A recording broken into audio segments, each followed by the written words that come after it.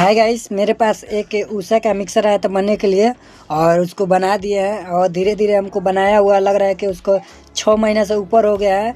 और कल ग्राहक आया था लेने के लिए उसको, लेकिन क्या हुआ कि वो खाली मिक्सर देखकर और वहाँ से लौट गया। कह रहा है कि अभी पैसा होगा तो ले जाएंगे। बताइए, तो ऐसा होता है?